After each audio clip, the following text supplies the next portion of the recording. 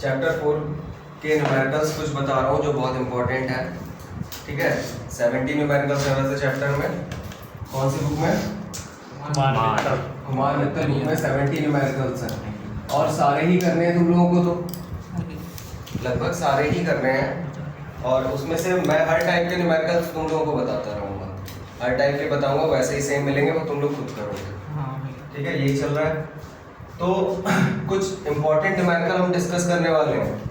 उसमें से जैसे यहाँ पे है अभी 27, ये क्वेश्चन इंपॉर्टेंट है, पूछा भी जा सकता है और पूछा भी गया है। सही है, तो समझ के चलना। 3 माइक्रोफैरेड धारिता वाले 3 संधारित्रों को किस प्रकार जोड़ा जाए कि तुल्य धारिता 2 माइक्रोफैरेड हो।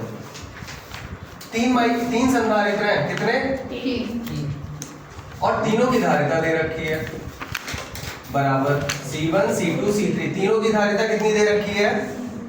3 माइक्रोफैरेड। 3 माइक्रोफैरेड। अब तीनों को जब जोड़ा गया, C1 C2 और C3, इन्हें आपस में मिलाया गया, जोड़ा गया, तो तुल्य धारिता जो आई वो कितनी बन रही है? 2 माइक्रोफैरेड। 2 माइक्रोफैरेड।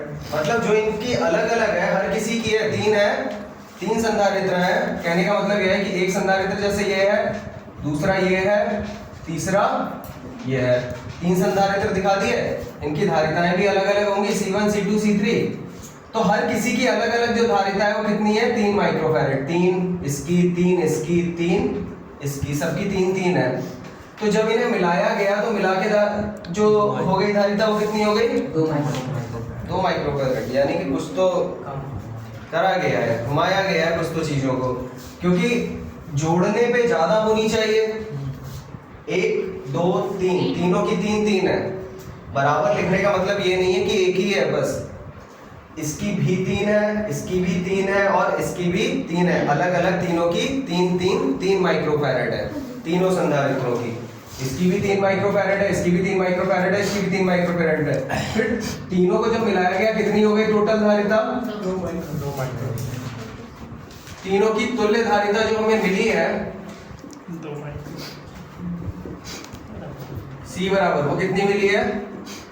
2 माइक्रोफैरेड। यानी कि ना तो ये श्रेणीक्रम है, श्रेणीक्रम होती तो 1/3 1/3 होता श्रेणीक्रम में, यही करते हैं ना 1 करके, तो 3 क्या हो जाता कुल मिला के? सबका हर सेम है 3, 1 + 1 + 1 3, कितना आ जाता? 1।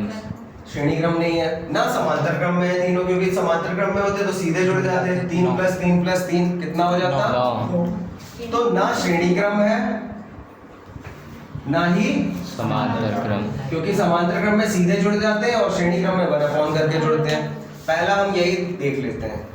ठीक है, जब हमने देखा कि 3 संधारित्र है, तीनों की जो मिलके धारिता है वो 2 माइक्रोफैरेड है, तो वो साफ पता लग रहा है कि ना ही श्रेणी क्रम है ना ही समांतर क्रम है। यानी कि कुछ तो लोचा है। किस तरीके से जोड़ा गया है वो सोचना पड़ेगा। 2 को श्रेणी क्रम में लिया हो सकता है 2 को श्रेणी क्रम में लिया हो और तीसरे को समांतर क्रम में, या फिर 2 को समांतर क्रम में ले लिया और तीसरे को श्रेणी क्रम में। तो किसी एक को पहले हम रफली करके देखते हैं। रफ कॉपी होती है हमारे पास। यस। हमने 2 को जोड़ लिया समांतर क्रम में। सही है, फटाफट करते हैं ये काम। जी भैया। ये तो हमें दिख रहा है 2 माइक्रोफैरेड है, यानी कि ना तीनों श्रेणी क्रम में ना ही समांतर क्रम में।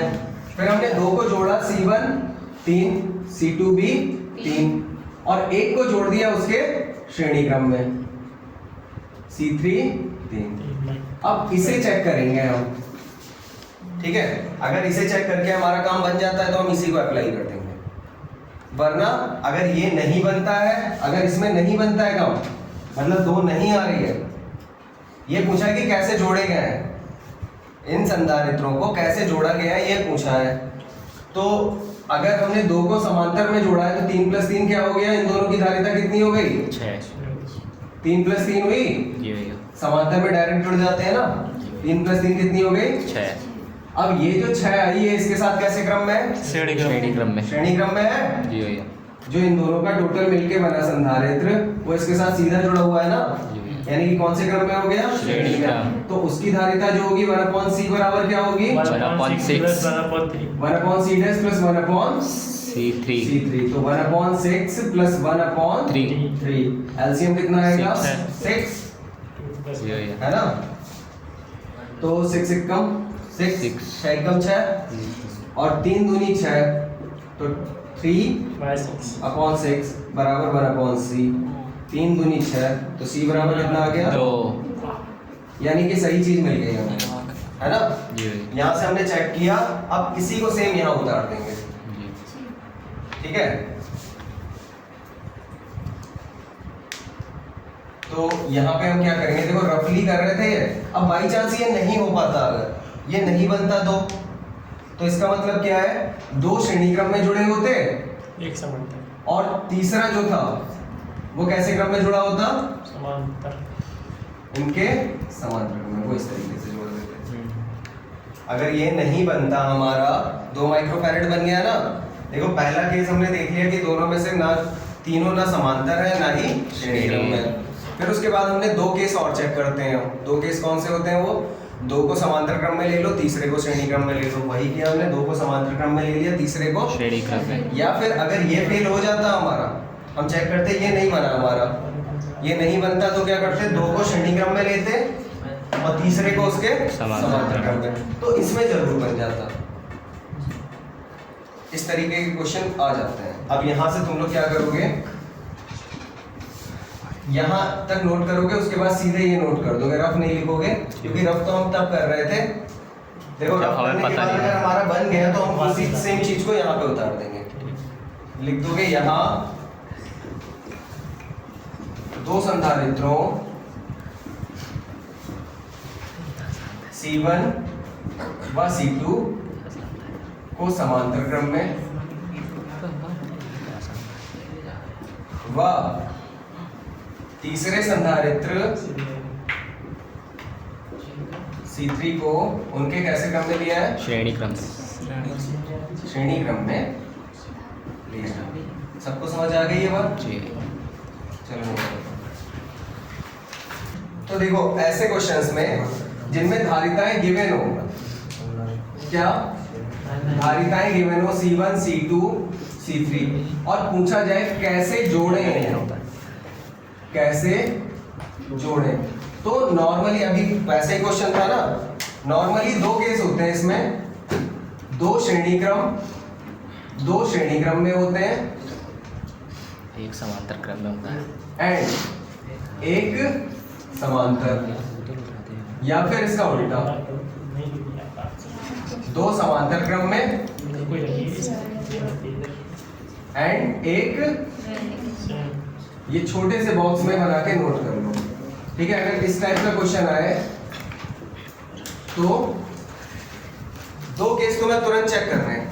पहले साफ दिखेगा कि तीनों श्रेणी क्रम में नहीं है, तीनों समांतर क्रम में नहीं है। फिर 2 केस चेक कर लो, 2 को श्रेणी क्रम में लो, 1 को समांतर में ले लो। फिर दूसरे केस में क्या लोगे? अगर ये पास हो जाता है तो बस इसी को पास कर दिया, जैसे अभी हमारा पास हो गया, हमने 1 लिया था, 2 समांतर लिए थे और 1 श्रेणी ले लिया था, वही पास हो गया हमारा। तो तुरंत हमने उसे इधर नोट कर दिया कि 2 समांतर में 1 श्रेणी में है, अदरवाइज दूसरा वाला पास हो जाएगा।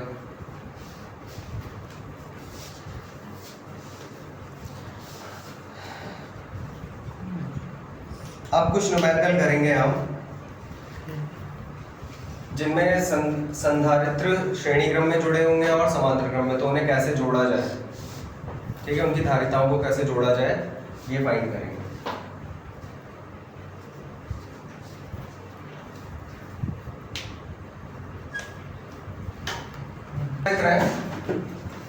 क्वेश्चन है तुम्हारा, 3 धारिताएं हैं, C1 बराबर है 3 माइक्रोफैरड, C2 बराबर है 3 माइक्रोफैरड और C3 बराबर है 6 माइक्रोफैरड, ठीक है? 3 धारिताएं हैं, इन्हें कैसे जोड़ा जाए कि टोटल परिणामी धारिता जो है, परिणामी धारिता, तुल्य धारिता बोलते हैं या परिणामी धारिता बोलते हैं, कुछ भी बोल दिया जाता है, वो 5 माइक्रोफैरड हो। किस प्रकार जोड़ा जाए? चित्र नहीं है इसका कोई? बुक में वही है। कुछ सोचो, अभी क्वेश्चन दिया था तुम्हें इसमें का। बुक में है ये क्वेश्चन? एक चित्र हाँ हाँ है, तो हम बता देते हैं, क्वेश्चन नंबर 30 है ये। इसकी बता देता है। करो जरा इसे। कौन सी बुक से नई वाली ये है तो नई वाली से ही है, आप क्वेश्चन समझो पहले। तीन संधारित्र दिए हैं जिनकी धारिताएं क्या है, C1, C2 और C3। इन्हें किस प्रकार जोड़ा जाए कि परिणामी धारिता क्या हो, 5 माइक्रो फैरड। परिणामी धारिता क्या हो, 5 माइक्रो फैरड। करके दिखाओ ये।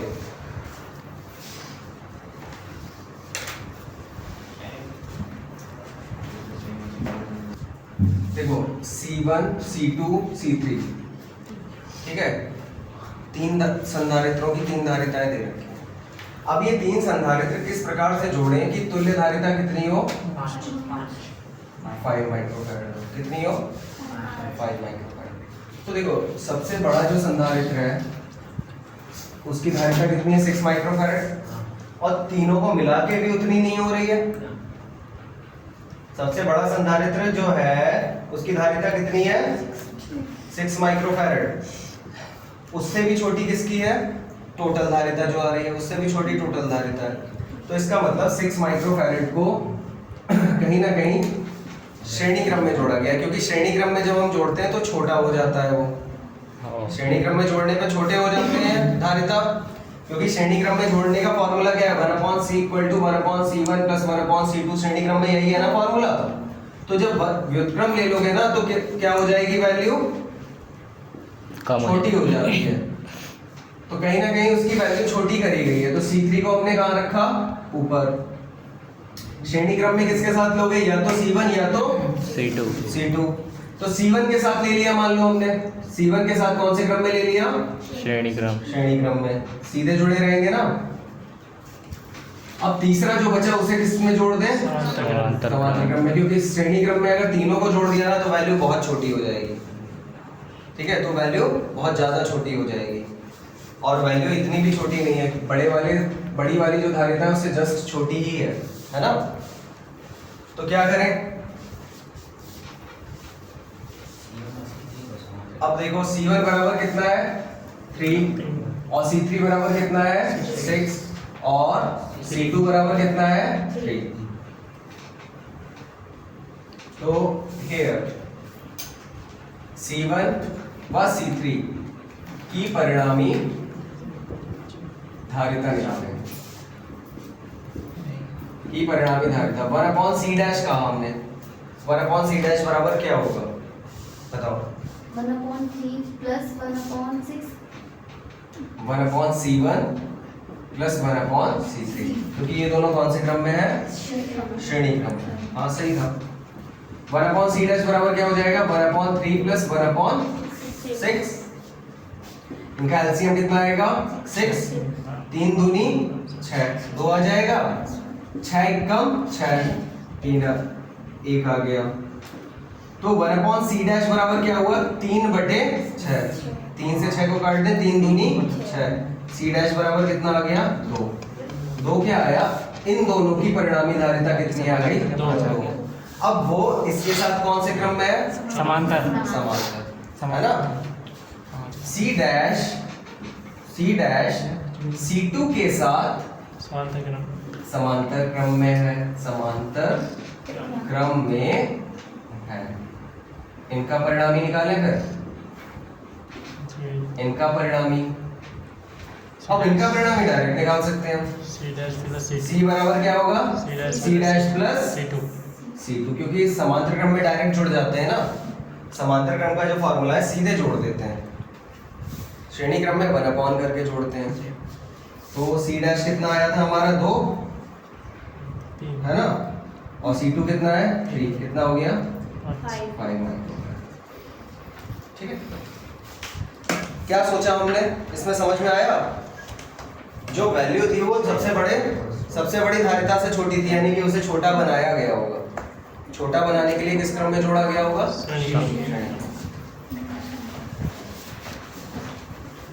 नोट करो। मैंने यहाँ लाइन लिखी थी C1 व C2। यहाँ रख ले। चलो तो अभी बहुत इंपॉर्टेंट क्वेश्चन हम सॉल्व कर रहे हैं।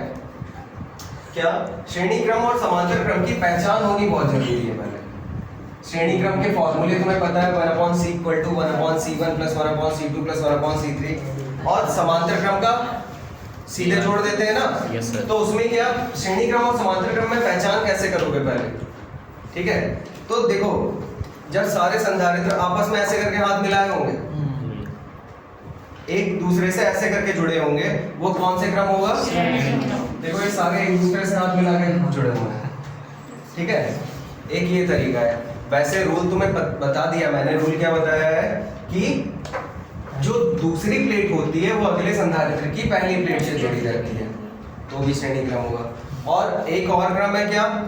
समांतर क्रम। सारे संधारित्र लाइन से खड़े होंगे और एक ही जगह से पकड़े होंगे, एक ही रस्सी उनके हाथों को पकड़े होगी, एक ही पॉइंट से उनके सबके हाथ बंधे होंगे। देखो इन सबके हाथ एक ही पॉइंट से बंधे हुए हैं जी भैया। जी भैया। और इनके दूसरे वाले हाथ एक ही पॉइंट पे बंधे हुए। दो हाथ होते हैं ना हाँ, ये। समझे। जी जब इसका हाथ अगले संधारित्र से जुड़ा होगा और इसका दूसरा हाथ अगले संधारित्र से जुड़ा होगा, ये कौन सा क्रम बनेगा? श्रेणी क्रम। श्रेणी क्रम, ठीक है। और जब ये संधारित्र हैं, इनके हाथ ये हैं, इनके हाथ ये हैं, जब ये हाथ एक ही बिंदु से मिल जाएंगे जाके, तो ये कौन सा क्रम होगा? समांतर। समांतर क्रम। तो ये श्रेणी क्रम हो गया। ये कौन सा क्रम हो गया? समांतर। समांतर क्रम। आई थिंक मैं पूछूंगा अब अगर आगे किसी से तो वो मुझे बता पाए, जी, है ना। ध्यान रखना इस चीज का, ये बहुत इंपॉर्टेंट है क्योंकि अभी तो ये तुम संधारित्र में पढ़ रहे हो, फिर प्रतिरोधों में यही बात आ जाएगी। जब प्रतिरोध पढ़ोगे फिर ये ऐसे ही कुछ क्वेश्चंस तुम्हारे सामने आएंगे। तो अब मुझे ये बताओ, मैंने ये तीनों को इसे माना C1, इसे माना C2, इसे माना C3, इसे मान लिया C4, ठीक है। चाहो तो ये साइड से डायग्राम बना लेना, वैसे तो तुम्हें पता ही होगा ये। इसे माना C1, ये दूसरा क्वेश्चन है। ये क्वेश्चन A है हमारा, ये क्वेश्चन B है। इसे माना C1, इसे मान लिया C2, इसे मान लिया C3, इसे मान लिया C4। इसे मिटा देंगे। तो C1, C2 और C3 कौन से क्रम में नजर आ रहे हैं?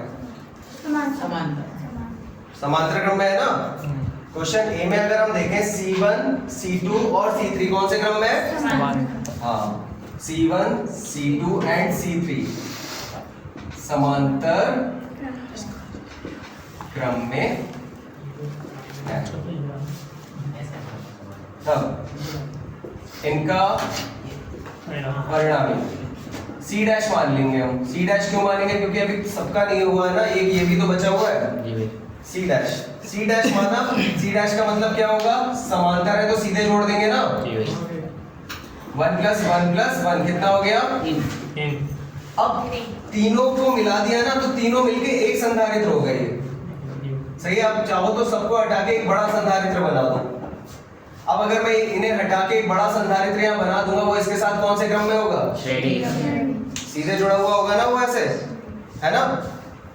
तो C डैश व C4 किस क्रम में होंगे? श्रेणी।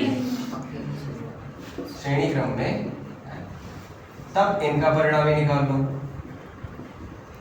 इनका परिणामी क्या होगा? 1/c 1/c = 1/c dash + 1/c3 C4।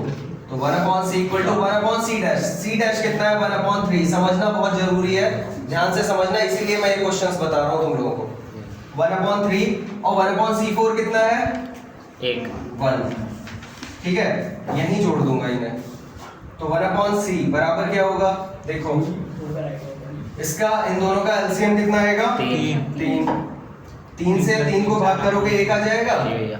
फिर 1 से 3 को भाग करोगे 1/c बराबर कितना आ गया? 4/3। तो c बराबर कितना होगा? 3/4। उल्टा हो जाएगा ना। जी भैया। क्या हुआ? Any doubt? नहीं आया समझ में? देखो मैं एक चीज बताता हूँ, थोड़ी सी कैलकुलेशन भी बता देता हूँ। जैसे 1/c बराबर आया तुम्हारा 4/3। अब यहाँ c की वैल्यू निकालेंगे जैसे, तो क्रॉस मल्टीप्लाई करते हैं। c को इधर भेजोगे, ठीक है। और 4/3 को इधर भेजोगे तो 3 ऊपर जाएगा और 4 नीचे जाएगा। ऐसे ही c किधर जाएगा, ऊपर जाएगा, तो c ऊपर चला गया, ये क्या आ गया 3/4। c बराबर कितना आ गया 3/4 माइक्रोफैराड। ठीक है, अब यहाँ पे आते हैं, ये देखो सारे हाथ जोड़े हुए खड़े हैं एक दूसरे से, जी भैया। कौन से क्रम में होंगे, श्रेणी क्रम में होंगे। तो यहाँ तुम्हें दिख रहा होगा सीधे से कि C2 C3 C4 कौन से क्रम में है, श्रेणी क्रम। श्रेणी क्रम में है। और श्रेणी क्रम में है तो इनका परिणामी कैसे निकालेंगे, upon C dash. 1/c dash बराबर क्या होगा, 1/c2 1/c3 1/c4।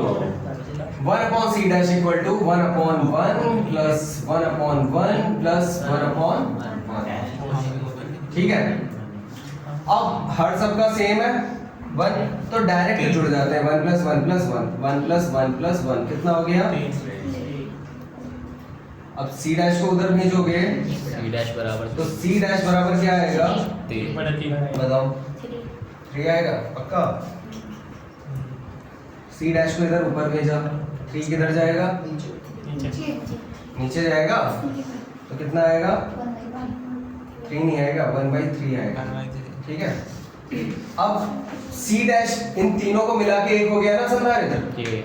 वो एक संधारित्र इसके साथ कौन से क्रम में होगा, समांतर में होगा, क्योंकि देखो इसकी पहली भुजा जुड़ी है, जो इनको मिला के तुम अगर हटाओगे एक बड़ा संधारित्र रखोगे तो उससे एक एक भुजा जुड़ी होगी एक एक साइड, कौन से क्रम में हो जाएगा, समांतर में। ठीक है, एक आ जाता है, तो c डैश एंड c1 कौन से क्रम में है, समांतर है। तब c बराबर क्या होगा, डायरेक्ट जोड़ देंगे c dash plus c1, c बराबर क्या हो जाएगा 1/3 प्लस 1, यानी कि 3 × 3 और 1 4/3 माइक्रोफैराड। ये हो गया। ठीक है, समांतर क्रम और श्रेणी क्रम नोट करो।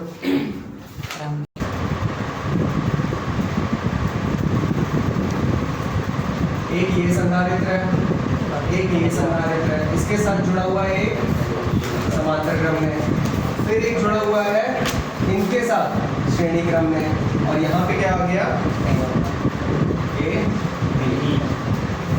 ठीक है, इसकी धारिता है 2 माइक्रोफैराड, इसे C1 मान लिया। इसकी धारिता है 3 माइक्रोफैराड और इसकी धारिता है 1.8 माइक्रोफैराड और इसकी धारिता है 6 माइक्रोफैराड। ठीक है, पहले तो A और B के बीच हमें तुल्य धारिता निकालनी है। A व B के बीच तुल्य धारिता। अब तुल्य धारिता निकालने के लिए क्या करोगे, कुछ चीजें समझनी पड़ेंगी। ठीक है, कहाँ से स्टार्ट करेंगे, कोई बताएगा मुझे, कहाँ से स्टार्ट करें, C1 और C2। कौन कौन है श्रेणी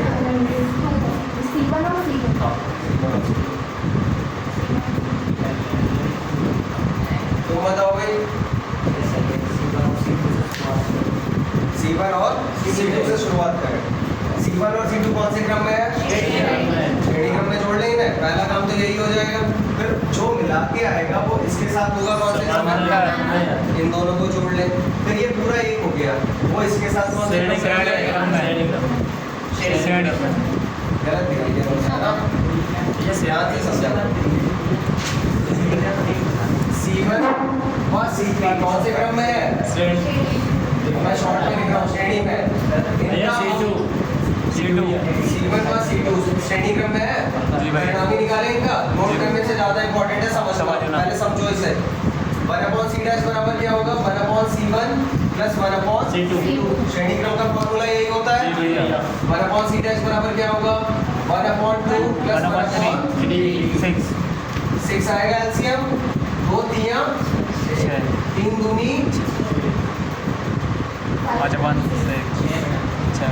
5/6 आ गया क्या, 1/c डैश, तो c डैश कितना हो जाएगा, 6/5, या फिर कह सकते हैं 5 से डिवाइड करो अगर तुम तो क्या आएगा 1.2 5 एकम 5 1.2 फिर 1.2 आ जाएगा। सी डैश बराबर कितना आ गया 1.2 माइक्रो फैराड। सी डैश बराबर 1.2 माइक्रो फैराड आ गया, वो इस पूरे का आ गया है ना। 1.2 जिसका आ गया, ये दोनों मिलके एक संधारित्र बन गया। अब इन्हें अलग अलग निगाह से मत देखो, इन्हें दोनों को एक बना दो, एक संधारित्र हो गए मिलके, मतलब हटा के इन्हें एक संधारित्र रख सकते हैं बड़ा इनसे।